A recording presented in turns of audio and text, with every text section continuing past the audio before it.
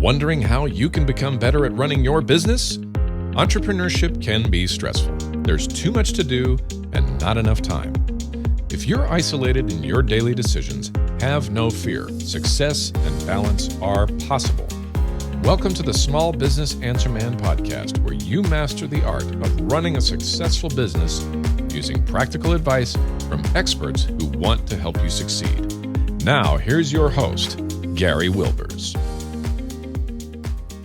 Welcome. We're so glad you joined us today. As you can see, we're in-house today. Jason is with me live, and we are going to share some information that I think is so important about addiction, recovery, trauma, and mental health. And this has been a topic to me that I think is so important, not just for business owners, but for our society. And Jason's willing to come in and share some of his expertise with us today. So I'm excited to have him here. So make sure you tune in to this podcast because I think it will help you, but it also could be the podcast where you could help someone else. So Jason, today, would you share with our listeners, what would you say is the problem you're going to help them solve today?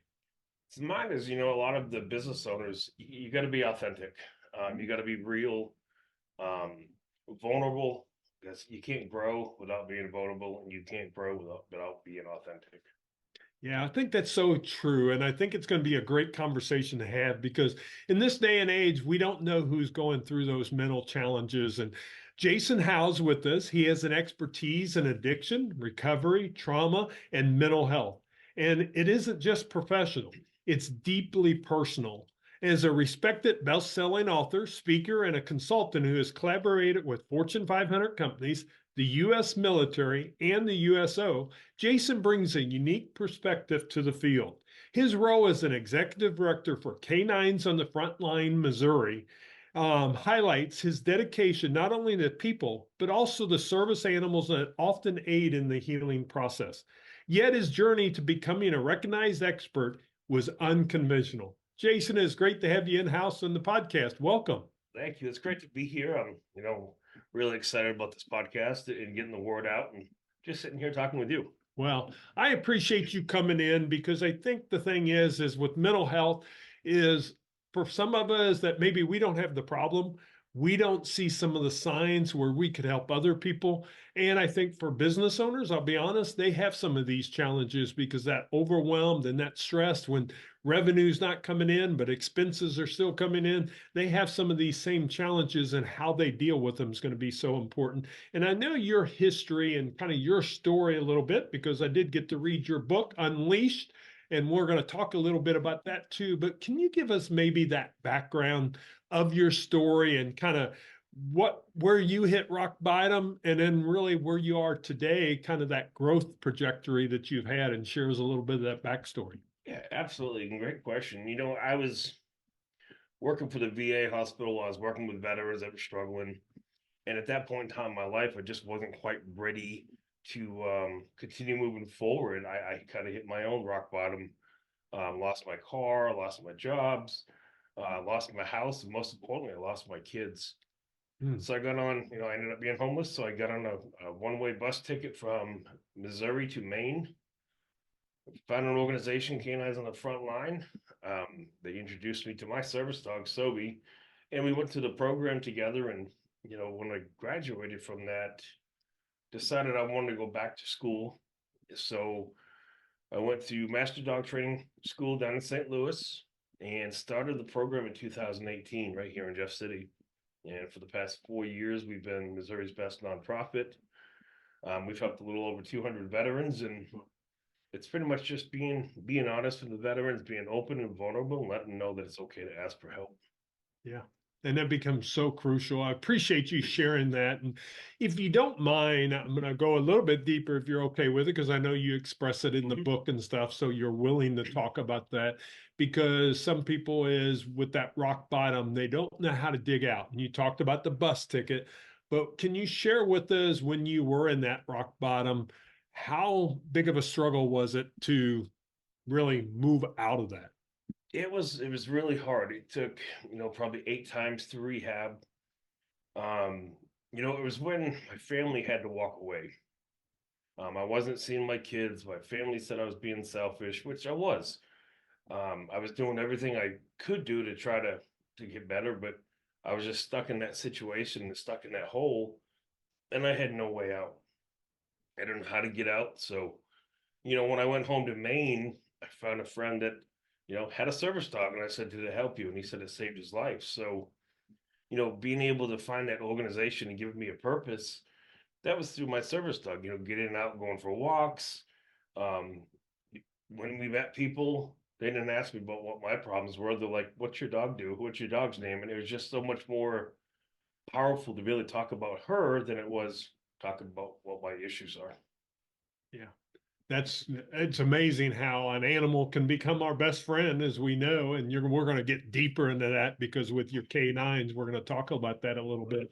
But I guess one of the things that I guess can become some of the challenges that come out of it is how did you kind of learn, because from the past history, to kind of forgive yourself but really not let others things define who you are, letting others define you. You had to define that for yourself and stuff. How did you how did you go through that process? So one of the biggest things was when I was at home, and I was getting ready to leave Maine to go back to Missouri. My dad asked me what changed. And I said I stopped worrying about making you happy. Mm, And I think that's the biggest thing, is a lot of us really getting to that point of, are we upsetting these people? Are we making them happy? Are we doing the right thing? Instead of focusing on what's making us happy. And if we're really digging deep and saying, what am I really passionate about, or what am I happy about? Well, what makes me go? What's my why? If we're focusing on that, then your life's going to start to change because you're worried about yourself and not what others are thinking about you. yeah, and it becomes so true. Instead of worrying about the outside circumstances, they say Franklin Covey talks about circle of concern and circle of influence. What can you influence? It's ourselves that we can influence. We can make a difference there. Yeah, we can influence others too, but sometimes when we've got to do work on ourselves, it's about what's that influence we need for ourselves in each one of those areas. Could you share with them, Jason, a little bit about overcoming them obstacles, how you've overcome those, you've reached that side of things and you made that change, but really what happened is you became a better leader for yourself. Share some of that journey. Yeah, so that's one reason in my book, I developed the concept adapt and overcome.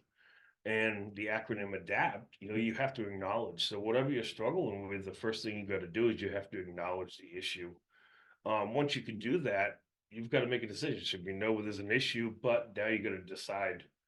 And it's not always easy to decide because, things in life happen. We hit the roadblocks again. We're like, no, I can't do it. It's too hard.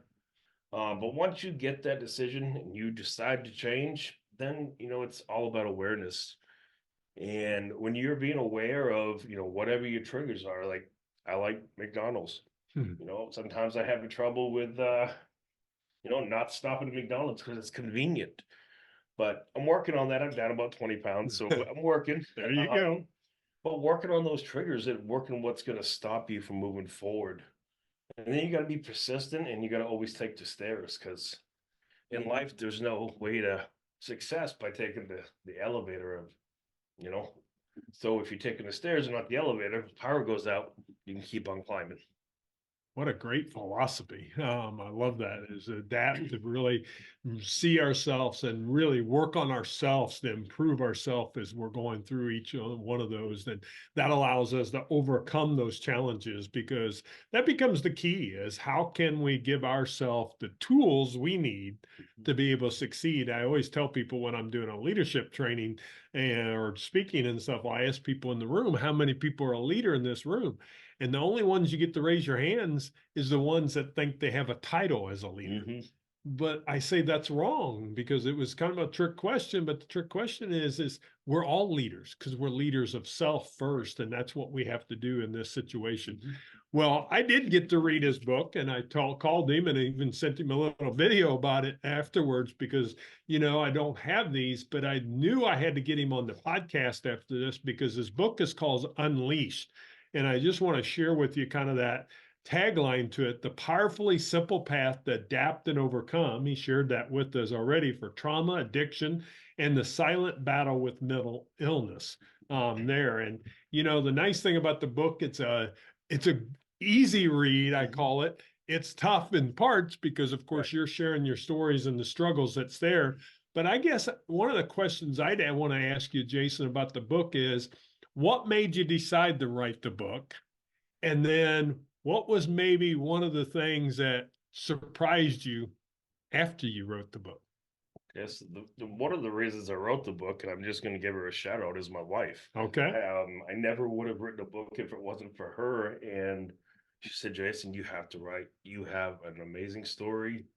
You have a lot that you could help others overcome stuff. I said, I am not a writer. I can't do this. So we actually flew down to Fort Myers Beach, Florida, because we were struggling to write the book. And we met some people in Fort Myers Beach who were, recovering from the hurricane. And we're like, why did you stay here? And they were like, well, this is our home. We have to rebuild or we have to run away, and we're not gonna run away from our home. So we had to start from the bottom and had to work our way up. And I said, huh. So that's in my chapter 10. I talk about, Fort Myers Beach and all this stuff they went through with a disaster. And if they could rebuild themselves, why can't I?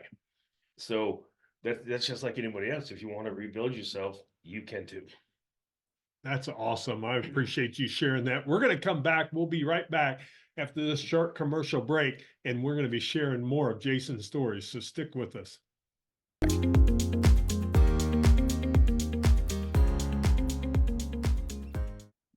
And now back to the show. Well, Jason, I appreciate you sharing that. Now, my second part of that question that I'll ask was, what was the one thing after you wrote the book that maybe surprised is not the right word, but I'm going to use surprised, or something that was inspirational to you after you did finish the book? Okay. As a writing the book, reverse engineering and kind of going through my life changes of where I'm at now was really, really unique on, okay, I did this, and this, but now I put it into writing. I'm going, oh, I had to adapt. And that's where adapt came from, was, acknowledging almost like the 12 steps, but in the Unleashed program. Right. And just seeing everything that I absolutely went through, and that I was writing the book, I'm still continuously working on in my daily life. So it's been unique just to see what the book has not only done for to help others, but helping myself. Yeah. Well, and the cool part about your story is, just like you're doing on this podcast, you're helping others. And as I've got to know you, that's one thing I can tell. He's got a big old heart. You may not be able to see it right now, but this guy's got a big old heart, because he does want to help others, because some of the work that he's doing now, not just in the book, of letting people, because for some people, they can pick this up and that can be their tool that's available to them. But I would love for you to share, and you don't have to say full names, that type of thing and stuff, but maybe a story of someone that you've come across, because I know you've helped thousands of vets and veterans and stuff on that side of it, along with other people too.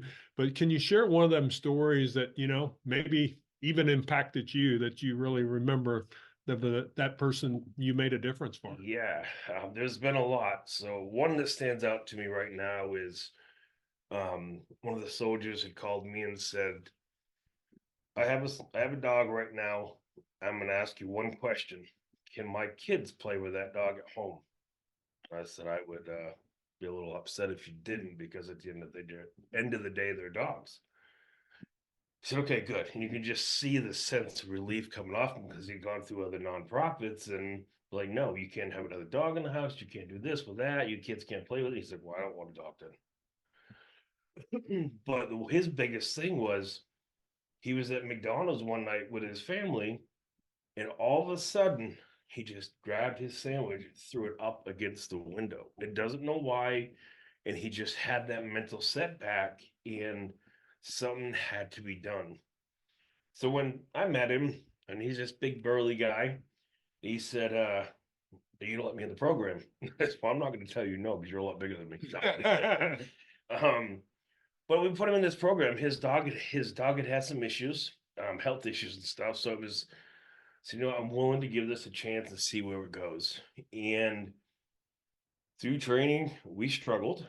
And I think we were in about the 8th week of training. And I said, "Are you sure we can't get you another dog to, see if it'll help you?" "Nope. I'm fighting for my dog just like he's fighting for me." It's okay. So I said, "This week, just go home. Just play with the dog. Don't do anything. No training, no nothing. And at the end of the week, I just want you to have fun with your dog and tell your dog to sit, see what happens." So he came back the next week and he goes, "Well, I had fun with my dog, but he still wouldn't listen." It's okay. Try it right now. I said, "Have fun with the dog for a minute, come back and see what happens." So he came back, told his dog to sit. The dog immediately sat. And he was like, "You gotta be kidding me."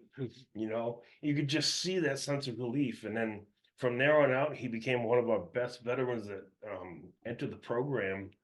He's been on ledge so many times. And the best thing that when he graduated, I'm going to try not to choke up a little bit here, Yeah. but hearing the stories from the veterans when they go through the program and what it's done for him. But his wife and his daughter, "Thank you for giving my husband back." And I said, that's what it's all about. It's his work that he did, but also the family's work and bringing their families back together through, the eyes of a dog. You're making such a difference, Jason, and stuff. And I want to share another one because I mean, he's out there fighting for veterans all the time and stuff. This is our local paper, but we're in the state capital of Missouri. So, of course, they knew, and there's a bill right now going on. This is in 2024 about veteran suicide bill among earliest to receive a hearing.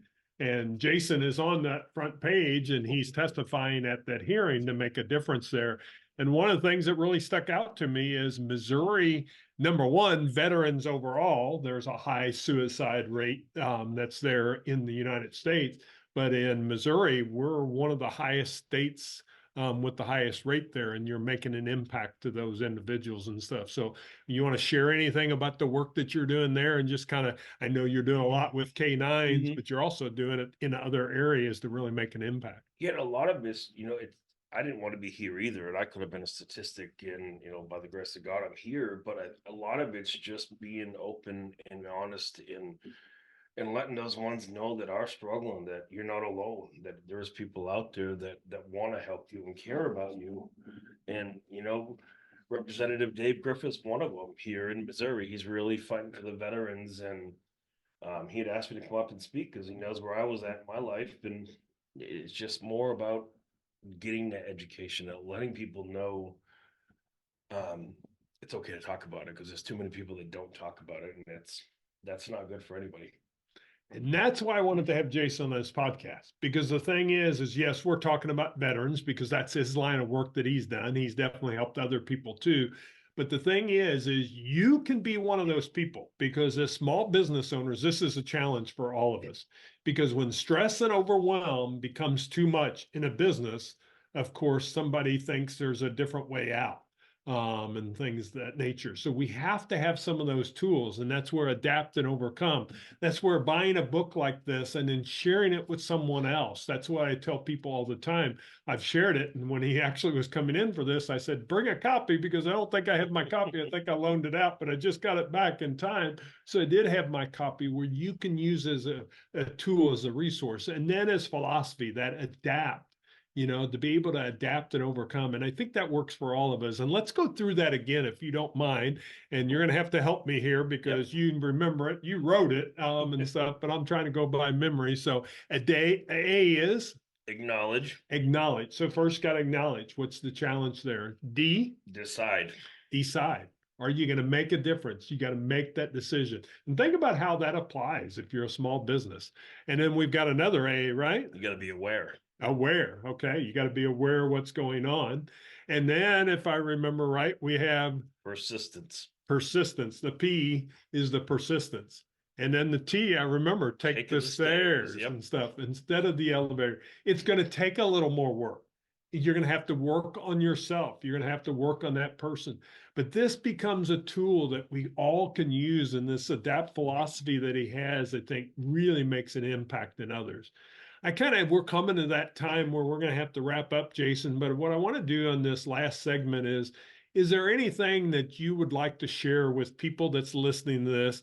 And, how can they support, how can they keep an eye out for people that are challenged, not just veterans, but anyone that's in their household, because mental health is becoming a big issue across our country and especially in our state also. It is. And I'm going to take 1 second for, Sure. in the book, you saw a picture of a turtle, Yeah. right? My stepson made that. And that's one of my philosophies now is be the turtle. So through our journey of overcoming things, we can't be the hare and just rush through it because we're going to Mm, make mistakes. So if we're taking our time and we're being the turtle, we're going to go through those steps nice and slow to get to where we want. But if you see someone struggling, you look at the routine. If something's changed, if they're always reaching out, now all of a sudden they're not, or they're very seldom, they look unhappy, they don't want to come out of their house. Something's going on. Ask them, and it's okay to ask them if they have thoughts of harming themselves. Be direct with them so you get the direct answer. excellent.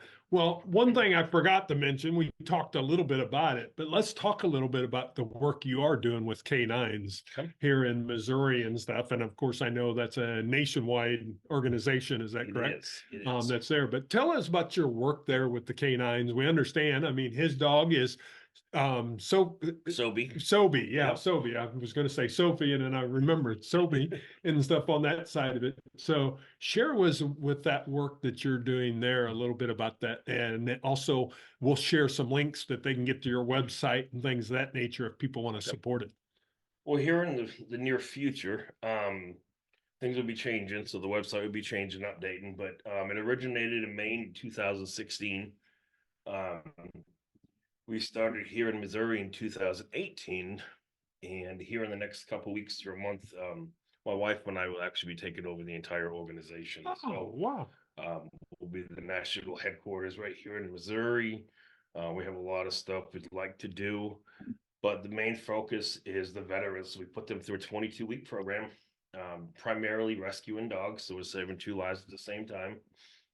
Teaching the veterans and the dogs at the same time in a group setting, teaching them, basic obedience at first. So as we're at the VFW doing training. So we, make sure they're in a secluded environment. And then we start taking them out into towns. We go to Lowe's and, a bunch of different places that are pet friendly at first. And then put them through a restaurant test. So we take them to a restaurant, eat at a restaurant, and then give them the service dog test. But it's really cool to see the veterans from start to end. In the beginning, they won't say a word. They're quiet. They're nervous.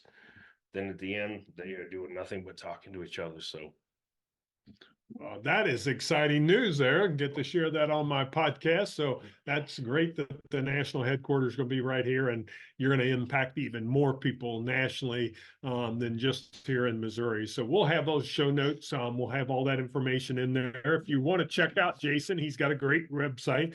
It's Jason Howe. It's HOWE.co. And we'll have that in show notes so you can easily click down, go check out his website. He does do some speaking. He goes to high schools, he'll go to colleges. So any businesses, organizations and stuff, he's available to speak to them. So please know that he's out there speaking, sharing this message, letting people know about it. And I told you earlier, he's got a big heart. And the reason he's doing this, yes, he was saved by the message, but now he's making the difference in others by saving them, other people from that message. And I still felt like this was such a good topic to talk about, because I think it's not just about veterans, it's about our country now and about our world and mental health. And he's had that experience to be and was willing to share that with us. So make sure you check out his book. It's Unleashed. You can buy it on Amazon or anywhere you get books and stuff. Go to his website. He has some information there about it. And so you can easily get to the information there. But before I let you go, Jason, I ask every guest the same question. And yes, we've talked about a lot of different things. We've applied it to how it adapts into the business world and stuff. But my question is for you, what would be your best advice you would give the business owners? always be open-minded. Never judge anybody, never judge your employees. Just keep that open mind of change, because this world changes so fast. And if we're stuck in a certain position all the way through, there's no chance for growth. But happy employees, a happy work environment. So Great advice. I appreciate you sharing that. Please go to his website, jasonhowe.co. We'll have that in show notes. And always give an action when we come up to the end. My action is going to be one, I'm going to go back to his turtle philosophy and stuff, is be slow. Take in what's going on. If your employee's changing some, how could you help? Maybe there is some mental health issue and stuff on that side, but find out how you can get them help and really take an initiative to see things that's going on. And number two action I'm going to give you is the adapt. Just think about that in the business world. If you used his adapt philosophy, how that could help you in your business, in anything that you're doing. And it doesn't have to be in a negative sense, but even in a positive sense of using that philosophy, because that allows you to adapt and overcome, as he spoke about. So come back next week. We'll have another great guest with us on the podcast, but I appreciate Jason sharing his expertise. Thank you, my friend. I appreciate having you on.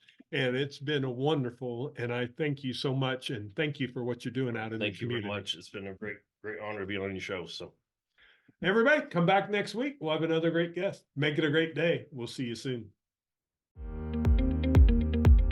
That's all the time we have for this week. To continue your journey, head over to smallbusinessanswerman.biz to access the tools and resources mentioned in today's show. If you enjoyed this episode, please subscribe and share it with someone who would benefit from listening. That's smallbusinessanswerman.biz. Until next time, remember, when you find the right solutions, your business grows and you get your time back.